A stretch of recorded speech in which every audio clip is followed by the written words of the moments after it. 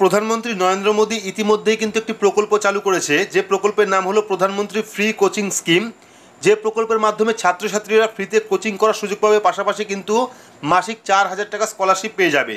তো আজকের ভিডিওতে আপনাদের দেখাবো আপনারা ফ্রি কোচিং স্কিমে অনলাইন কীভাবে রেজিস্ট্রেশন করবেন, ফর্ম কীভাবে ফিল আপ করবেন, কী কী ডকুমেন্ট লাগবে, তার সম্পূর্ণ বিস্তারিত কিন্তু স্টেপ বাই স্টেপ আমরা ভিডিওর মাধ্যমে দেখাবো। তো ভিডিওটি কিন্তু আপনাদের জন্য খুবই গুরুত্বপূর্ণ, অবশ্যই শুরু থেকে শেষ পর্যন্ত দেখবেন। ভিডিওটি ভালো লাগলে লাইক করবেন, চ্যানেলটিকে সাবস্ক্রাইব করে পাশে রাখা বেল আইকনটি প্রেস করে নোটিফিকেশন অল করে রাখবেন, সবার সুবিধার্থে ভিডিওটি শেয়ার করবেন। তো চলুন শুরু করি। তো প্রধানমন্ত্রী ফ্রি কোচিং স্কিমে অনলাইন রেজিস্ট্রেশন করার জন্য ভিডিও ডেসক্রিপশন বক্সে একটি লিঙ্ক দেওয়া আছে, যে লিঙ্কে ক্লিক করলে কিন্তু সরাসরি আপনারা এই পেজটায় চলে আসবেন, অর্থাৎ ministry of social justice and empowerment government of India, এই পেজটায় চলে আসবেন। তো এখানে কিন্তু দেখতে পারবেন free coaching scheme for SC and OBC student, অর্থাৎ এই স্কিমটা কিন্তু এসসি এবং ওবিসি স্টুডেন্টদের জন্য, এবং এর লাস্ট ডেট হলো 15 জুন 2022, অর্থাৎ 15 জুন 2022-এর মধ্যে কিন্তু এই স্কিমে আপনাদের আবেদন করতে হবে।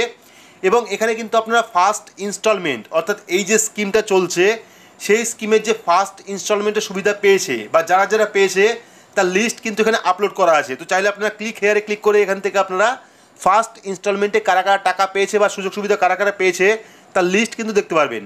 এবং এখানে কিন্তু স্কিম গাইডলাইন, এখানে স্কিম গাইডলাইনে ক্লিক করলে কিন্তু আপনারা স্কিমের গাইডলাইনটা দেখতে পারবেন। তো আমাদের প্রথমে যেটা করতে হবে সেটা হলো রেজিস্টার, অর্থাৎ এই যে পোর্টালটা আছে সেই পোর্টালে আমাদের অ্যাকাউন্ট তৈরি করতে হবে। তো অ্যাকাউন্ট তৈরি করার জন্য আমরা কী করবো, ওপর দেখুন রেজিস্টার অপশন আছে, সেখানে ক্লিক করবো। ক্লিক করলে কিন্তু একটি ফর্ম ওপেন হয়ে যাবে, যেখানে লেখা থাকবে স্টুডেন্ট রেজিস্ট্রেশন ফর্ম। তো এখানে দেখুন প্লিজ এন্টার অ্যাপ্লিকেন্ট ডিটেলস। তো এখানে কিন্তু আপনাদের প্রথমে অ্যাকাউন্ট তৈরি করতে হবে। তো এখানে দেখুন do you have NSP ID. তো যদি আপনার এনএসপি আইডি থাকে সেক্ষেত্রে আপনি ইয়েস করবেন অথবা নো করবেন। তারপর চলে আসে do you have state PMS beneficiary ID.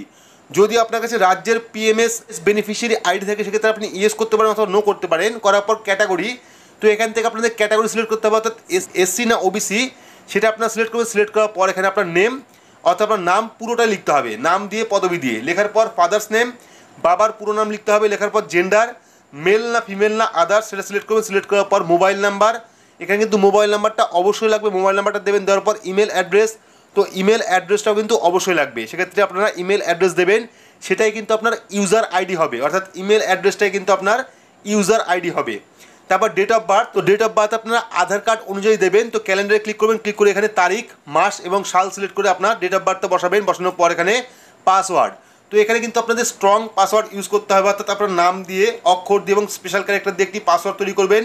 Password তৈরি করার পর কনফার্ম পাসওয়ার্ডে আপনার সেই পাসওয়ার্ডটাই বসাবেন।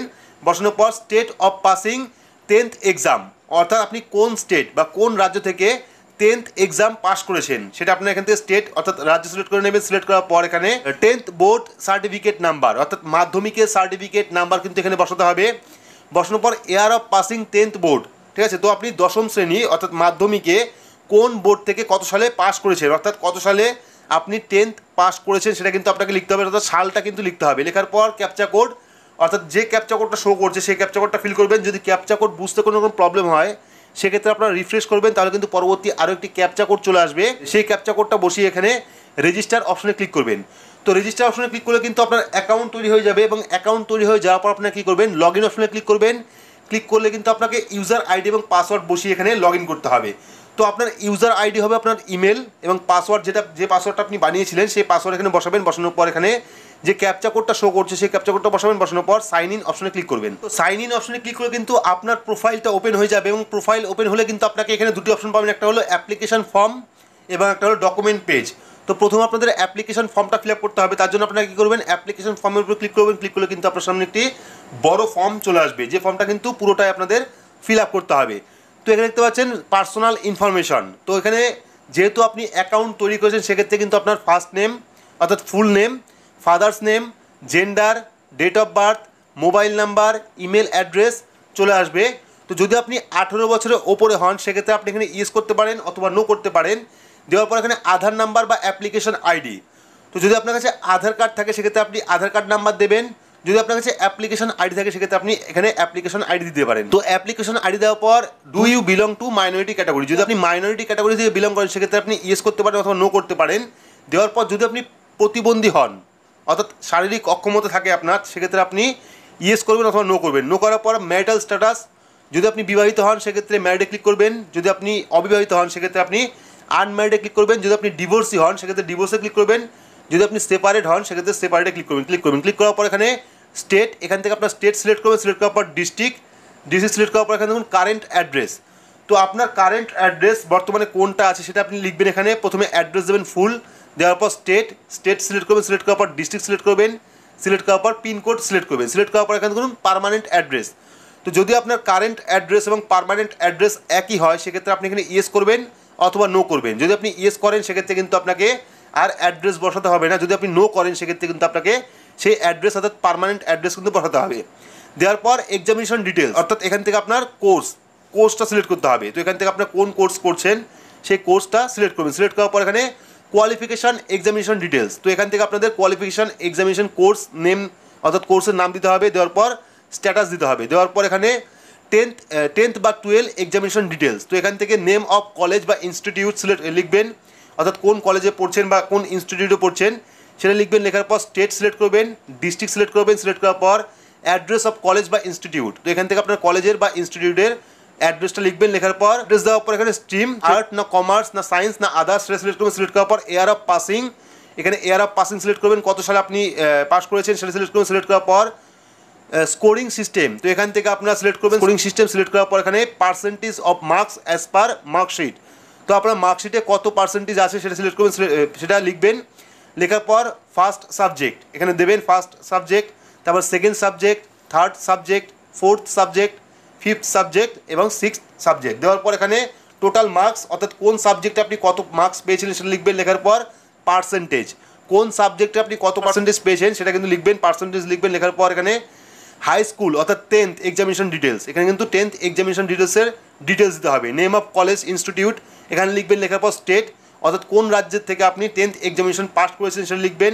সিলেক্ট করবেন, স্টেট সিলেক্ট করবেন। সিলেক্ট করার পর ডিস্ট্রিক্ট সিলেক্ট করবেন অর্থাৎ জেলা। সিলেক্ট করার পর অ্যাড্রেস অফ কলেজ বা ইনস্টিটিউট, তো এখানে আপনার অ্যাড্রেসটা লিখবেন।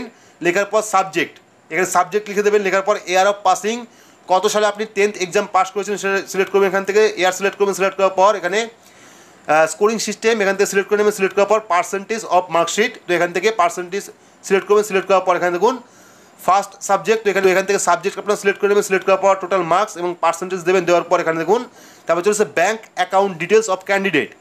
তো যিনি আবেদন করছেন তার কিন্তু ব্যাঙ্ক অ্যাকাউন্ট ডিটেলস লাগবে। সেক্ষেত্রে এখানে নেম অফ অ্যাকাউন্ট হোল্ডার, যার নামে ব্যাংকের বইটা আছে অর্থাৎ অ্যাকাউন্ট হোল্ডার নেম, তার নামটি লিখবেন। লেখার পর ব্যাঙ্ক নেম অর্থাৎ কোন ব্যাংকে অ্যাকাউন্ট আছে সেই ব্যাংকের নাম লিখবেন। লেখার পর অ্যাকাউন্ট নাম্বার, আপনার ব্যাংকের অ্যাকাউন্ট নাম্বার লিখবেন।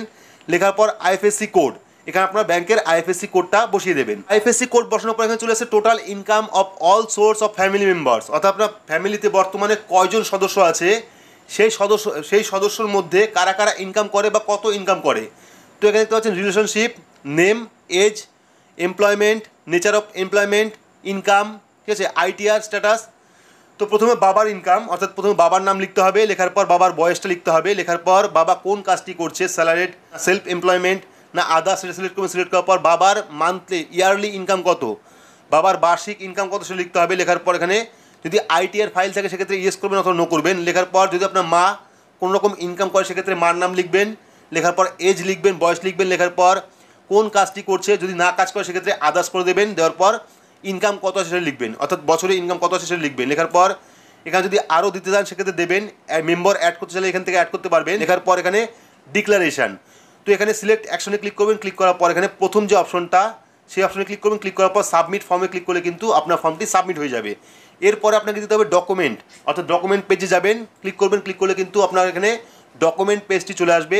এখানে কিন্তু যাবতীয় ডকুমেন্ট অর্থাৎ আপনার মার্কশিট থেকে শুরু করে আধার কার্ড বা ইনকাম সার্টিফিকেট, যে ডকুমেন্টগুলো লাগবে সেই ডকুমেন্ট কিন্তু এখানে আপলোড করতে হবে। আপলোড করে সাবমিট অপশনে ক্লিক করলে কিন্তু আপনার ফর্মটি সাবমিটেড হয়ে যাবে, ঠিক আছে। তো সাবমিট হওয়ার পরেই কিন্তু আপনার ইমেলের থ্রু আপনি জানতে পারবেন যে আপনি এই কোর্সের জন্য অর্থাৎ ফ্রি কোর্সিং যে স্কিমটা সেই স্কিমের জন্য আপনি যোগ্য কিনা। যদি আপনি যোগ্য থাকেন সেক্ষেত্রে কিন্তু আপনি ফ্রি কোচিংয়ের সুবিধা পাবেন, পাশাপাশি কিন্তু 4000 টাকা স্কলারশিপ পেয়ে যাবেন। তো আশা করছি বোঝাতে পেরেছি যে ফ্রি কোচিং স্কিমের জন্য আপনারা কীভাবে অনলাইন আবেদন করবেন, কী কী ডকুমেন্ট লাগবে, কীভাবে ফর্ম ফিল আপ করবেন। তো যদি ভিডিওটি ভালো লাগে তাহলে অবশ্যই একটি লাইক করবেন, চ্যানেলটিকে সাবস্ক্রাইব করে পাশে রাখা বেল আইকনটি প্রেস করে নোটিফিকেশন অল করে রাখবেন, সবার সুবিধার্থে ভিডিওটি শেয়ার করবেন। তো আজকের মতো এইটুকুই, ধন্যবাদ।